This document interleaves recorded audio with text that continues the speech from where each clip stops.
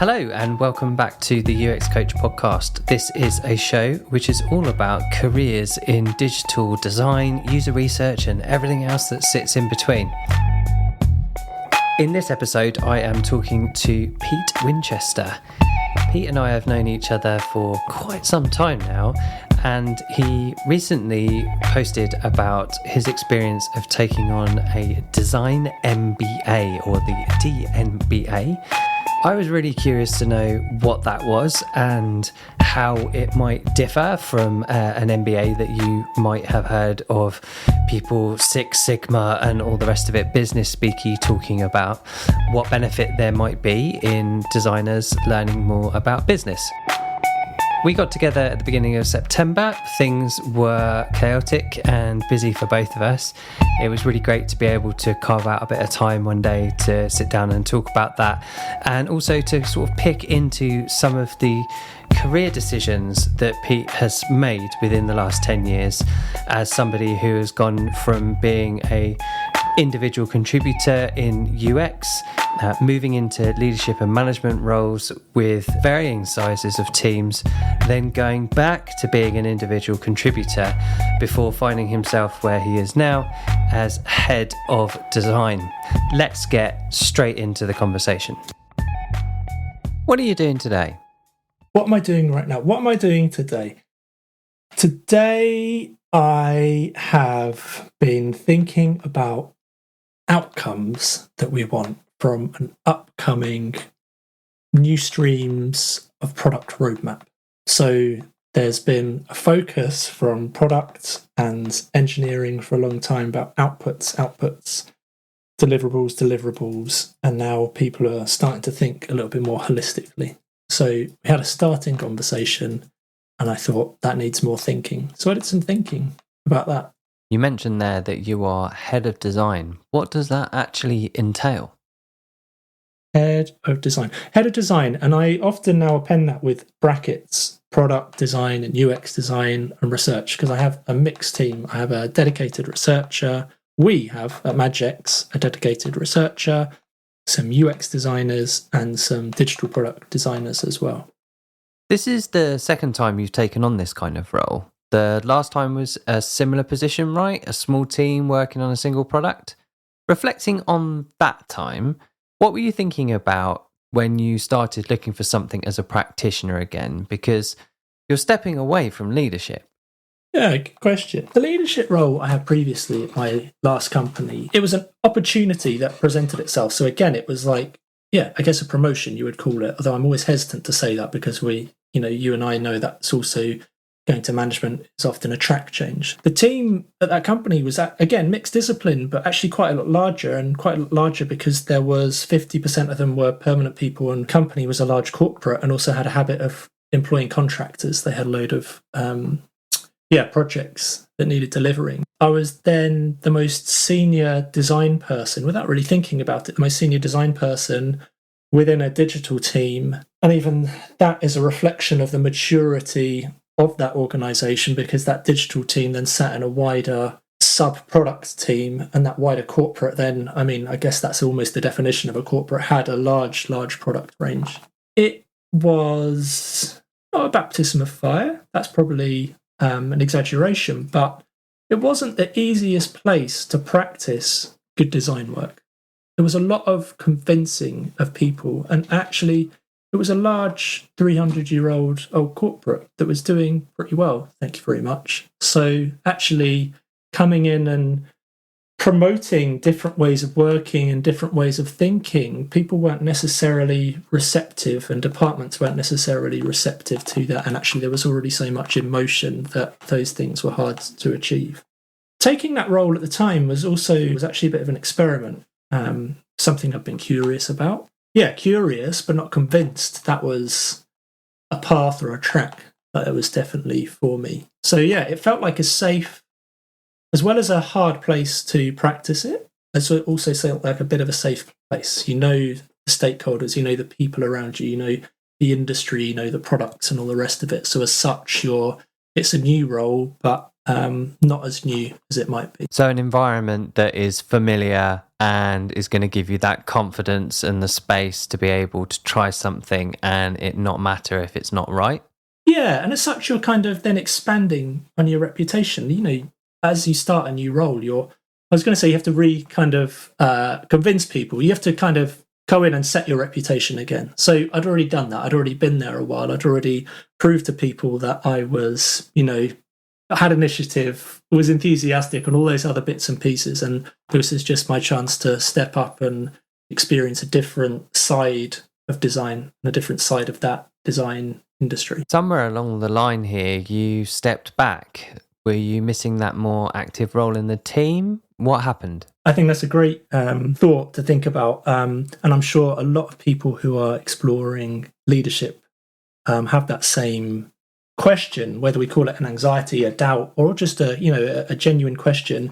If I step into management and back from the doing, will I miss it? Will I miss the delivery? Will I become rusty? Will I retain those skills, or will they fade away? I had all of those questions and more. So I took the opportunity because it was a great place to experiment. And then another opportunity just appeared at a place and in an environment that seemed really appealing to me. I think having made that change from a practitioner to management, it kind of presented that time for like a bit more reflection. Where do I want to work? Where do I want to be? And the new opportunity was a small tech company that was local, a very easy commute. So there was lifestyle benefits as well as just a more mature approach to creating and developing digital products. It had loads of benefits, as I've just said, and it also kind of spoke a little bit to as well. I've tried this leadership thing. But let's go back to the practitioner thing to almost prove to myself I can still do that. Like I had that doubt in my head, so actually this is a good chance to step back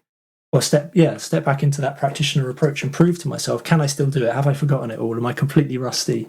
It was fascinating to go from a large kind of corporate enterprise place into a small, under 20-year-old tech company, smallish, under 100 people, but well established enough. Environment was very different.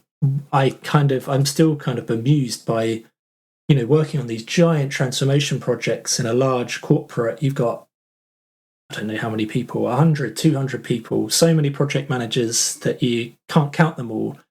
And then we stepped to that small tech company, and all of a sudden what we achieved with 7, 8 people in a product team was night and day by comparison. I don't want to misuse that word, but the agility, the autonomy, the kind of momentum that you can build with a small group of people all pulling in the same direction with autonomy, with that ability to make decisions and do stuff quickly, really opened my eyes to, the benefits of those differing environments and the experience. Can you tell us about the role and responsibilities of head of design?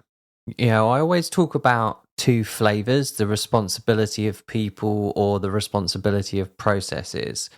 Where do you sit with that? Like, has the experience between a large corporation and a small tech firm given you different perspectives? Good question. I would say, again, in my current role as head of design, I'm the most senior person representing that design discipline. And there isn't a large team of us. There isn't a senior director of design above me and a chief design officer and all the rest of it above me. And the reason I mention that is because that's where I think there's more room and space for those divisions and segmentations, and it's more appropriate because you need it. You have way bigger design teams. So if we consider that in-house permanently we have 6 people in our sub-segment, because again it's worth mentioning that the company I work for, Magic's, got bought 3 years ago by a corporate, so I've kind of found myself balancing between that small tech company now and large corporate thing again. But within this kind of Magic's environment, there are 6 of us in total. So therefore, I would say, actually, I feel like I do all of the things. I feel like I'm there and responsible for developing the team. Going back to what you said, it's about the hiring, it's about growth, it's about purpose, it's making sure, people are performing, but not in a negative way, but performing to the best of their ability, creating that environment. And that's kind of then leads into the ops side of things, I guess, right? Making sure that they've got the tools and the teams around them, that they're collaborating with the right people, they're all taking the right approaches, they feel like they've got the right priorities so that they can focus. So I'm doing all of those things as well as, and then finally going back to that most senior person representing design, then I'm also trying to champion the discipline. And initially, I think I possibly thought that might be more on my shoulders, but where I've had way more success, unsurprisingly, is engaging the team and getting us all to champion that discipline. So yeah, it's something that I'm incredibly keen on doing. Growing design maturity. I'm sure that would resonate with a lot of yourself and your audience. We always want to work in those more mature places and feel like we can create the best work that we can. So you're saying the environment has got to be right and you have to be in the right organization to get that. And you said that you think those large corporate hierarchies could mean you have individuals that basically like take thin slices of the job that you do now. So do you think there's a benefit in doing this in a smaller business? And I think it's worth just saying, like, we've known each other for a really long time. So I know that your craft and your background as a user experience designer, which is always considered as being quite a generalist role. So does this match that approach better? Yes, absolutely. I really, really agree with that. And I don't. I'd love to tell you that was by absolute conscious choice and by real definite decision that I did all that. But you're right. These smaller companies do offer that choice. So maybe we'll talk about it a little bit later. But Magix didn't have a progression framework for designers. So what do you do? Well, that's on me. If we need one, and I think you need one, then you need to go off and create that. And no, I'm not going to write every single word and every single sentence. I've got people in my team who can help develop it, but ultimately you're championing those things forward. The other thing that I think is interesting about the Magix one that I'm not sure is going to be so common these days, is that, again, the title is deliberately head of design, and I put those brackets on the end because I'm also saying UX and research and product design. I think that very common thing, as well as the hierarchy you talked about, so directors doing list slices, it's very common also to have a head of research and head of product design, and might even have a head of design ops or that kind of thing too. So yeah, that segmentation and that splitting, I think it makes sense. It makes sense in the right organization with the right number of people. If we think about these large tech companies, the Googles, the Microsofts, all of them that we all are aware of, the Metas, hundreds, thousands of designers. So they're going to need all kinds of differing org design and therefore people with deeper specialisms. But yeah, to go back to my background of UX designer, you and I both know that was and can be an incredible generalist role. You've met UX designers who are also really strong visual designers. You've met UX designers who are incredible researchers. You've met UX designers who are the best facilitators you've ever met. And it's rare that you meet someone who's got all of those skills in incredible depth. But yeah, I've always found myself, for whatever reason, as more of a generalist, and have kind of wandered it back into that generalist role then as a manager too. So take us back to the point where opportunities arise and it's something you've been thinking about for a while. Like, I like that idea of career tracks, your individual contributor and your leadership and organizational thinking. What can you provide someone in your team today who might be at that point in their own thinking? So like, what was going on in your mind that helped you answer that question, is this for me? I had the opportunity in my last role to start mentoring people. And that was something I looked to do. I looked for the opportunity to do, and I got kind of reward and personal satisfaction from. I found that helping other people grow, maybe we'll come back to that again later too, is something that appeals to me. So I think starting to look for those activities can help you reassure yourself that that kind of work is for you. Like that, I guess, what can I say? Like working out what gives you energy. Is it like firing up Figma and spending an hour or two shaping those pixels? If that's what gives you your energy and your buzz, then yeah, I don't know that the management track is quite ready for you. But if there's like activities like mentoring, maybe it's going to say presenting, but presenting happens at all levels. But maybe it's presenting to senior people about something a little bit more abstract rather than a specific page or a component. Maybe it's kind of a wider, more holistic story, if that kind of appeals to you.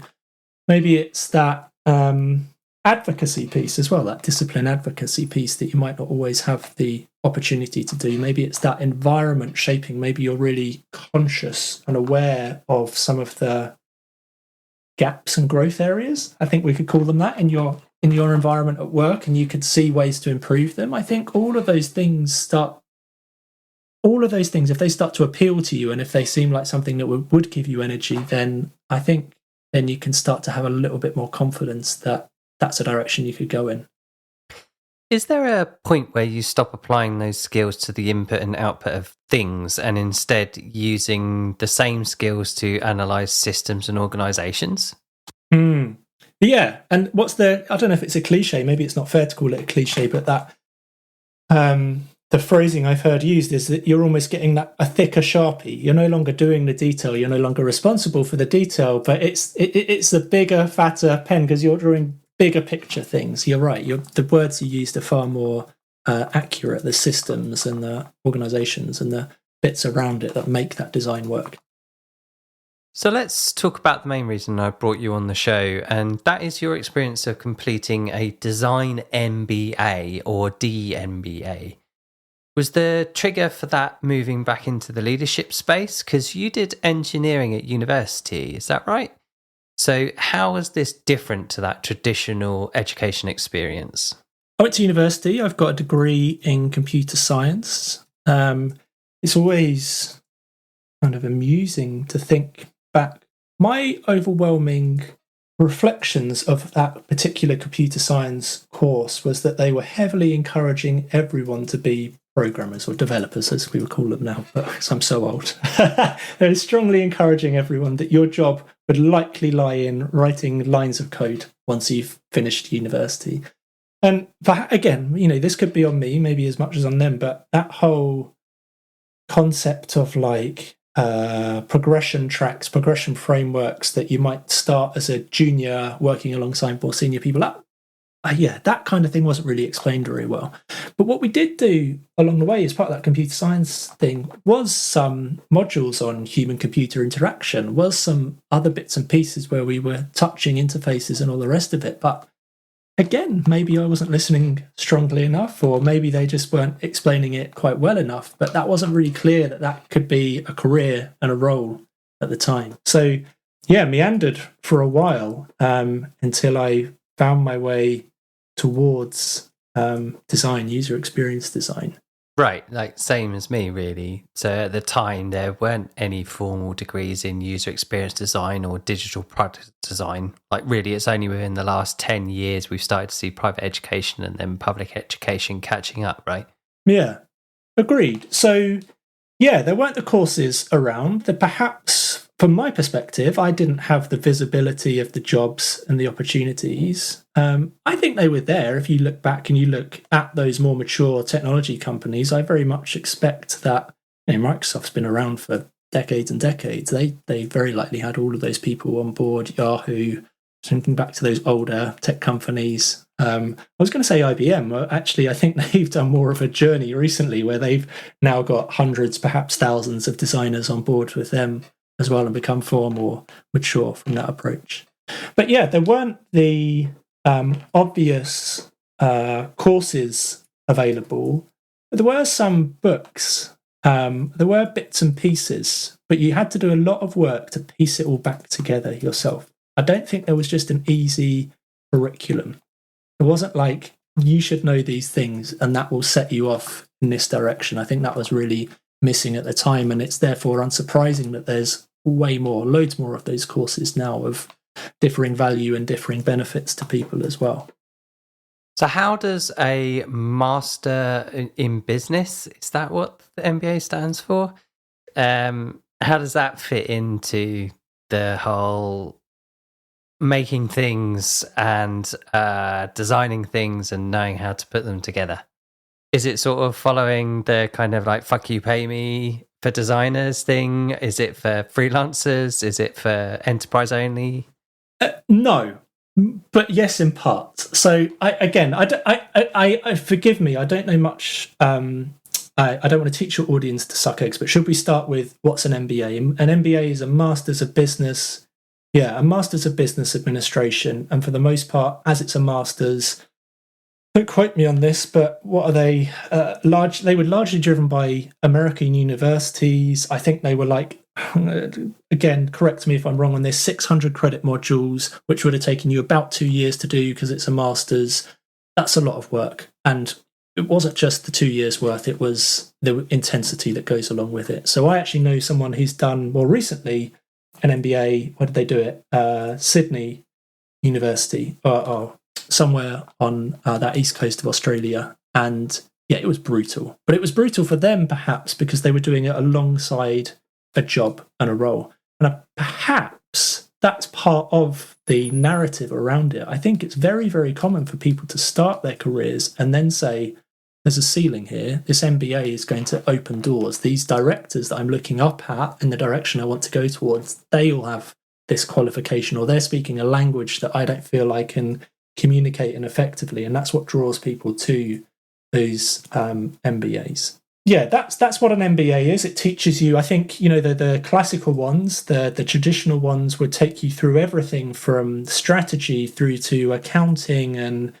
business planning, possibly even touching on things like HR and stuff. I think they're really trying to set those people up to be directors at those companies and acknowledge that they won't just be in charge of one discipline, they'll be in charge of the business, they're responsible for revenues, responsible for cost savings and all those other bits and pieces, and know how to do that. So yeah, the MBA has a reasonably wide breadth to it.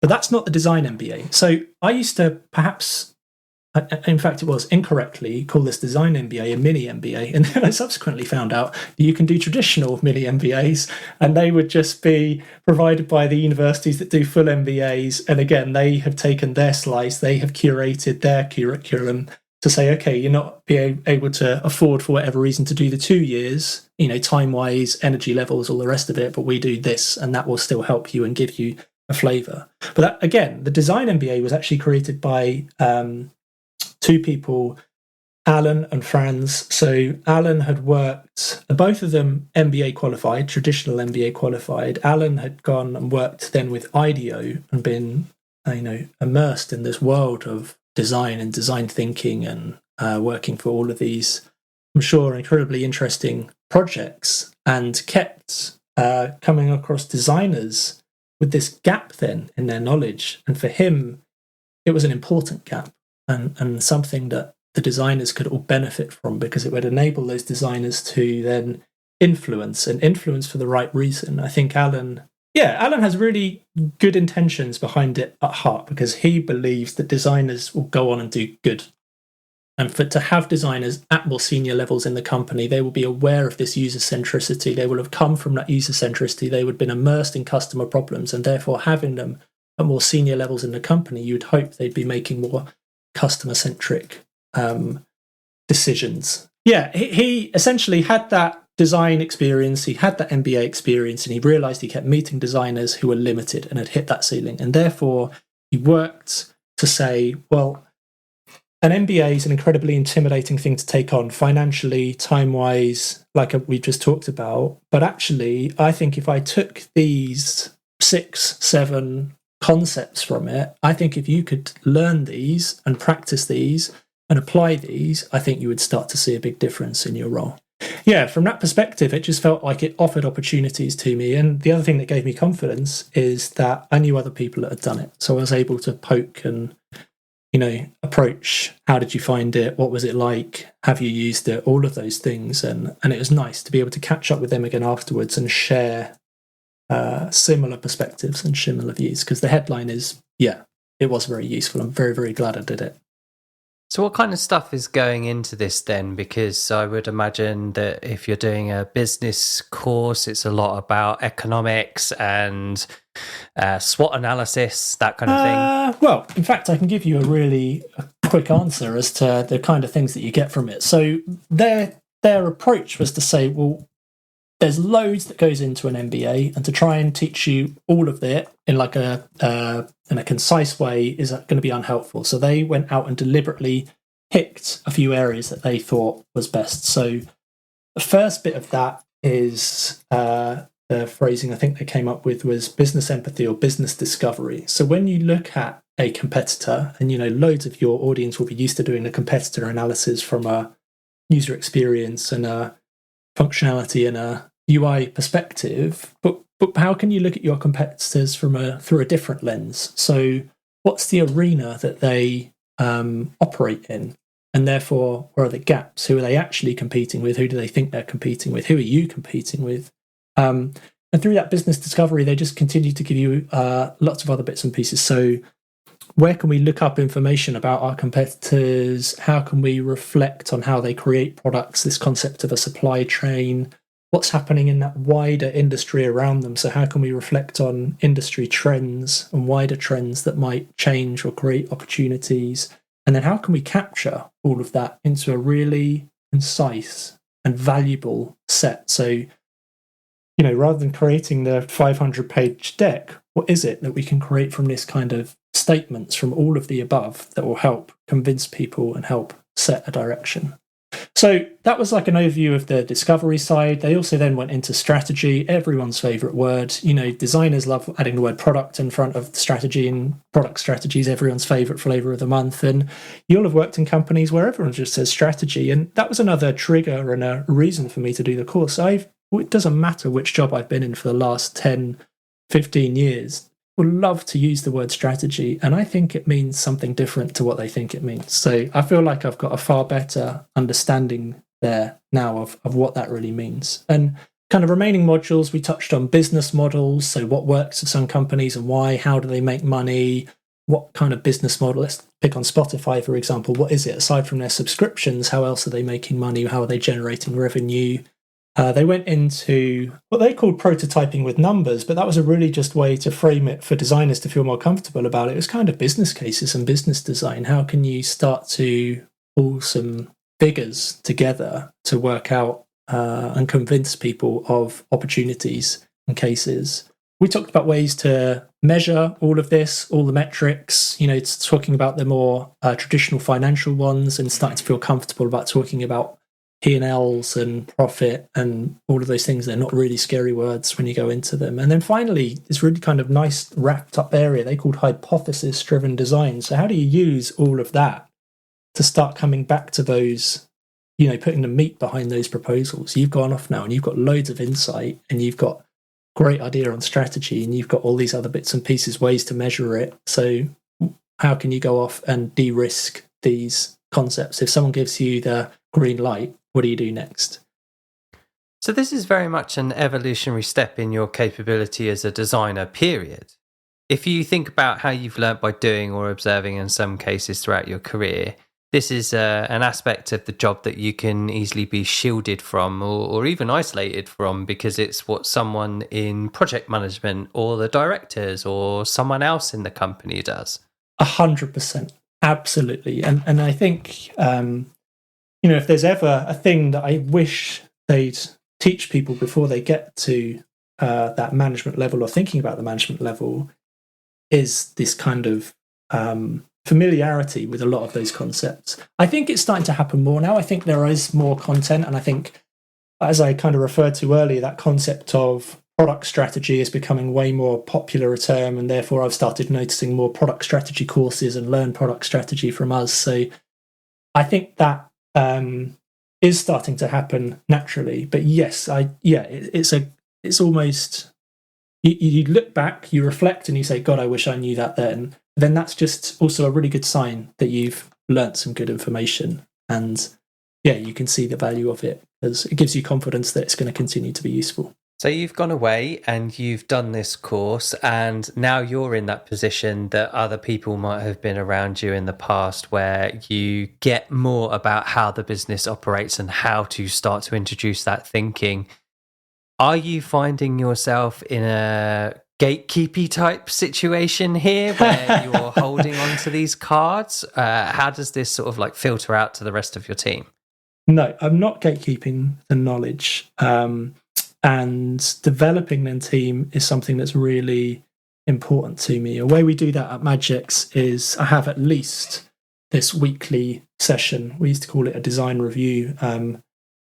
I think almost the team wanted to call it more of like a design hub, but ultimately that opportunity for people to share what they're working on, share knowledge, it's that way to kind of level up the whole team. So I'm always conscious that I don't want to grab the mic as the manager and say, hey, everyone, sit back and listen because I've got lots to say. So I'm very much always putting myself at the bottom of the list for those very same mentoring reasons. I want other people to get experience of talking about what they've learned because I think that in itself reinforces all of the knowledge. But yes, I've also shared an overview and gone into some detail. And as of tomorrow, I've set up the agenda so that I will be sharing some of the business discovery stuff that I started to talk to. So what's Magix's competitive arena? Where are we competing? What are those core jobs to be done that the customers are trying to do? And therefore, how does that open up our industry? Who should we be looking at? Because that really helps me when we're talking then about competitors that I should be looking at from a user experience, and the team should be looking at from a user experience perspective. And it's not just your traditional rivals, but what about how these people are doing exactly the same thing in a slightly different space? So yeah, some work to do that I'm sharing there. There's this concept of a strategy canvas, which is a really nice framework to help really concretely communicate the activities and how you're differentiated to some of those competitors that you've now identified. And again, I've been working with one of our senior product people to pull that together for Magix, and again, we'll do my bit to show the team my thinking, get them to question it. That thing. It's when you say you start talking through your work out loud, or maybe you just process it slightly differently and you come to your own epiphanies, you get feedback, all of the above. It's all great stuff. You said you don't want to take up the mic time and encourage others in the team, which I think is one of the most pivotal characteristics of a leader. Are you encouraging people in the team to mentor one another? Are those opportunities available?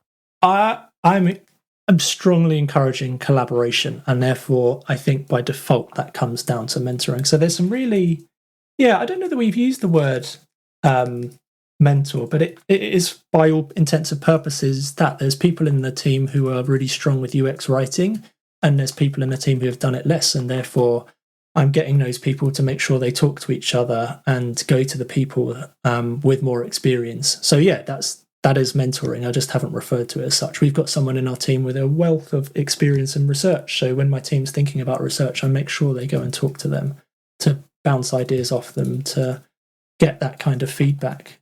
I don't think there's... we have had sessions where team members have explicitly said, I'm going to mentor you and set up recurring sessions. Actually, now it's more product or specific problem focused. So you've got a mixed discipline team with people coming from different walks of life, of different experiences and different skills. And you've always said that you're a big advocate for collaborative working, and that should incorporate sharing your thinking with others around you. Which gets me thinking about how you're incorporating that development of people in your team and furthering their careers. How do you establish a sustainable mentoring model? Because so many times I've seen organizations create these informal mentoring schemes and they fall apart almost instantly because there's this lack of investment from the people who say they want it. So usually the excuse is, I don't have time for someone else. Assuming that is time that needs to be sort of allocated and safeguarded, which is not necessarily the case when you're in a leadership or management role either. So what are you doing that's going to change that tune? Is it like you don't need to have a formal mentoring model, goal setting frameworks and stuff like that, and that it's more just about having that community of practice type mindset and that you are there to work together and to help each other out? Yeah, I think there's benefits to both sides. I think it often depends on the environment, and I often think it also depends on the availability of the leadership. So if we went back to, we were talking examples earlier of those huge tech companies with all those hundreds, perhaps thousands of designers, there's going to be all kinds of differing levels of experience and seniority, and therefore opportunities for mentorship within there. I think within a smaller team, as I said before, giving it that kind of title is not always necessary. So I think I've got more senior people working with less experienced people, and sometimes they're doing that week in, week out, day in, day out, and sometimes they're just doing it for the lifespan of a specific project. And I think within that smaller team that works. And I think if there was anyone who might benefit from a, what could I call it, like a recurring session, then I'd also be pushing them to do that. The team's growth, the team's development is really important to me. So yeah, if I spot an opportunity there and it's not something that I'm able to do, or I can see almost like a double growth opportunity where I can see someone would benefit from being a mentor and a mentee, then that's what I would set up. So how do you identify those people then? The ones that have that leadership potential, that have that desire for working with others? Like, what can you do to support those people that might not even realise that this is something that they'll be great at? But I guess also help the ones that think they have to do that because, hey, I want a pay rise or I want a change in title. Do you think it's possible to spot those individuals? Yes, I do. I think there's some like really easy ones, and you kind of touched on it a little bit earlier. Perhaps the people who choose to do mentoring to kind of demonstrate growth on a CV or in a portfolio, you're going to get people who take the managerial position because it's good for their ego, because it's seen as growth, because it sometimes comes with higher salary, because it's sometimes the only way to progress up the ladder. You know, the ladder is that career ladder. Sometimes there isn't an opportunity for a principal individual contributor. Sometimes there's a ceiling at kind of senior or lead level. So some people almost feel forced into management. So those are some of the wrong reasons. You know, are you taking it because you think it sounds good or kind of gives you that little ego nudge? Are you taking it because it feels like it's the only opportunity? Or are you taking it for the reasons because you care about the environment, you care about these things we talked about earlier, you care about developing the team, you care about creating the best environment for design to thrive, you care about helping champion the discipline, you care about those bigger, more holistic problems. That's what appeals to you, and that's where you'll get your energy from. And I think those people that take it for those kind of reasons and get energy from the right reasons, therefore just by nature become better managers. They care more, they work harder at it, they want to develop themselves. You know, it's something I'm still doing. I'm still very aware I've got growth areas as a manager and a leader, so I want to get better at it. And I think that's something that other good leaders and good managers have as well. So are we missing a trick with not having necessary systems in place to expose designers at the start of their careers to like business processes and thinking about how operations work, as well as those like people-centric skills? Do you think that if we had seeded that from the start, we could get more business leaders with design backgrounds, or does it actually matter? Do you need to have a design background to be a leader of design?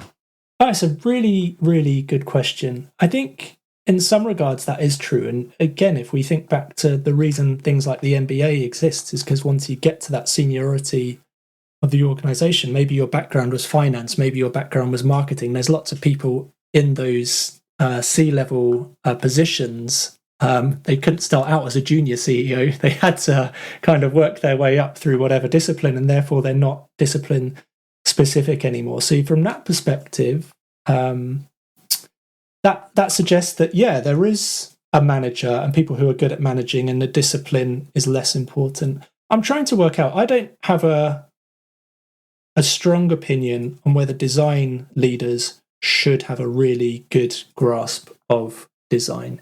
The fact that I talked earlier about you have these organizations with roles of head of research and head of product design, that suggests to me that those organizations want someone with really strong research chops and strong product design chops, and they wouldn't take people on unless they could demonstrate that, unless they'd done it. And maybe the kind of validity to that argument is that then when you become that most senior person of the discipline, it's down to you to figure out how to A, identify all the problems, and B, kind of fix them. You don't have to fix them all yourself. You can obviously delegate and collaborate and do all of those bits and pieces. But I do worry if your training and experience as management of different disciplines all over the place, would you still have that eye and that ability to say, hang on, that's not quite right.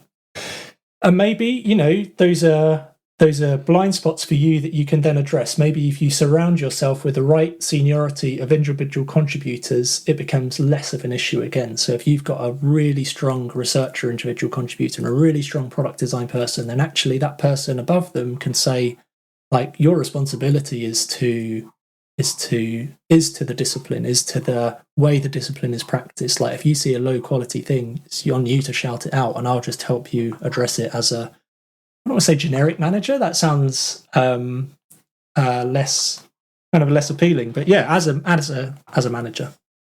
What would you like to see new designers being taught?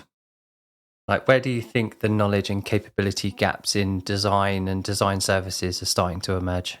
I would like to see the strong grasp of the stuff that can't be replaced by technology. So I'm sure people have said that AI thing on your podcast before, and if they haven't, then they've stumbled upon it in all the articles and all the rest of it. But technology is improving and changing the tooling and the way we work. But what still hasn't changed is that underlying concept that design thinking is. I know some people aren't fond of the phrase, but let's use it to kind of describe that underlying approach to problem solving and creating solutions. That's the stuff to focus on. That's what you want to see people continue to come through, because that hopefully will continue to be timeless. That, it doesn't matter what tools will keep changing around it. If as long as you can continue to do that and apply it, then whatever the product, whatever the service will benefit from that. What are the things that you wish you had known, or that you know now that you really wish you'd known, or someone had said something to you before day one of starting that first leadership job? My first thing in answer to that question, things nobody told me, is that you don't have to fix everything now. Like, patience helps immeasurably. And I think a lot of my stress levels earlier in the role was self-driven, of me saying, I need to do this, and I need to do this, and I need to do this, and I need to do this. And it wasn't until I started to kind of observe and step back a little bit at the more natural cadence of how things happen, of how other people work, of how all the other bits fit into place, that I became a little bit more satisfied with the role, and possibly, I mean, it's hard for me to say myself, but possibly more successful at it. So yeah, things nobody told me before I became a manager: patience. That really, really helps. I think we touched on some other bits already. That kind of cross-discipline knowledge doesn't just extend to products and developers and working in an agile environment, or marketing, or any of those other discipline skills. It also extends towards the business. So I think some designers did have a reputation, and perhaps I was also in that, dare I say it, for a while, of saying, well, I'm user-centric, and therefore I don't need, that business centricity is less important to me. Yeah, I'm kind of changed in track there now, and that this business knowledge helps at all level of seniority. We've said that already, but I really think that's true. And the last bit, I think you've touched on, this is my last answer to thing nobody told you before you became a manager, is you also won't ever feel ready. I think peers that I speak to, and I'm very lucky, I have other people with titles of head of design and design director and all the other flavors of that design management. I make sure I catch up with some of them regularly. So once a month, have a chat. What are you up to? What's giving you a headache? Some of them are outside of Magix and the company that own Magix Wiley. Some of them are inside, which is also great. But yeah, I feel like it's a common thing. You won't ever feel ready. You won't ever always know all the things. And actually that makes it a little bit of a harder decision sometimes of, should I become a manager? Well, sorry, you're never going to also feel ready, but also should give you that push to say, well, I'm going to try it. Yeah, and I think that you've got people around you because you're in an actual environment. The city that you live in has got quite a good community, and also, in fairness, because you're from the same era that I am, where that community was founded, and so you have people that you can go and talk to who have done this, right? They're a bit further ahead of you. We haven't used the word network. Your network is one of the most, I've come to realize, is one of the most important things for your career. Alongside all that education and all those other bits and pieces, your peers, the peers who are at your level, your peers who are above you, all of those contacts you made are really, really important. And being able to offer them advice and encouragement is really important, because you'll get fulfillment out of that. And then I'm not saying it's going to be like always a give and take relationship, but it's likely that they'll also then be there to offer you that support, advice, encouragement too. So yeah, if ever there was any advice to give people at all levels, it's build that network. It's, to graduates, your other graduates, keep in contact with them. Anyone you meet, add them in. And that used to be done through your Twitters of the world, but that has to be on LinkedIn now for a while until the next thing comes along. That's okay. I recently met someone that was explaining to me what it's like in 2023 to get your foot in the door. And I get the sense that globally, the market for tech workers in general, but in particular in UX, is completely saturated. And it's making it near impossible for people with no commercial experience to get a decent position. Have you heard similar stories? And what do you think we can do about this? Yeah, it is a problem. So recently, I volunteered and attended a mentoring evening where it was kind of like a speed advice session. So just got to meet some really great people who are looking to progress their careers, mostly from a less experienced perspective, but some of them from a more experienced perspective, just interested in how to take that next step. And listening to the stories of how many job applications some of those more junior people have had to make was, I don't know, without wanting to exaggerate again, like scary, right? Intimidating for them and exhausting for them. So yeah, totally. I mean, I think someone said to me that they were being advised to do 200 applications a week. Yeah, that's bonkers. And the only small silver lining, it's such a small one, is that I hope the user experience of applying for some of those jobs now is better, because you've got tools like LinkedIn where hopefully you're not having to handwrite a letter and send it all off. There is quicker ways to apply. Although I'm sure, as you and I know, it's still laborious with all of your uploading of bits and pieces and all the rest of it. So yeah, it's a massive problem. No, there's not enough junior positions, although we've offered them in the past. I think they're really important. And actually, I think there's more and more organizations out there who can see as a strategic decision that it's worthwhile investing in more junior people and training them up and developing them up, because there's a retention factor to it. There's a quality factor to it as well. And it means that you don't have to compete. You're not just looking for those senior people who are expecting really high salaries influenced by the West Coast of America. So yeah, there's loads and loads of business benefits behind employing juniors. But there's still not enough jobs there for them. So what do they do? There isn't a simple answer. Keep applying is one kind of thing that no one would want to hear. The other thing is continue to take jobs that might be slightly tangential, because some of you and I know that some of the best user experience designers you've met are people who've been doing other careers for a while. So maybe they worked, I don't know, in academia somewhere. Maybe they did, I can't think of any good examples off the top of my head, but they've got different career experience, and applying that back to user experience is brilliant, really, really useful. You're almost then coming to people and perhaps not skipping that junior step per se, but certainly bringing a load more value than someone who perhaps has just graduated very, very recently. They've got that real world experience. They've got initiative. They're used to someone expecting them to deliver work, not in a way that university environment would be of, here's your assignment, this is your assignment date. It changes once you get into the corporate world. I still think that we are in a early period within industry where the opportunity is there for you to be able to sidestep. I've heard a lovely phrase for it recently, squiggly careers.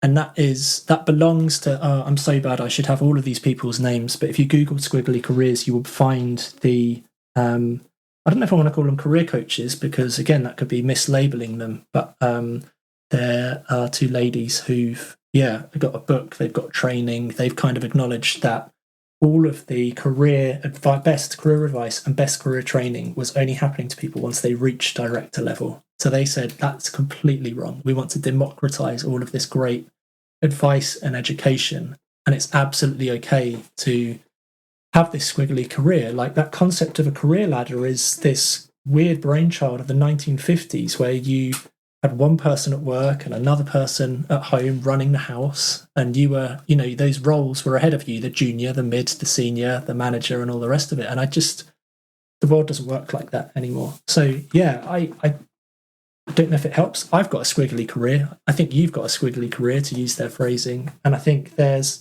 are opportunities in there.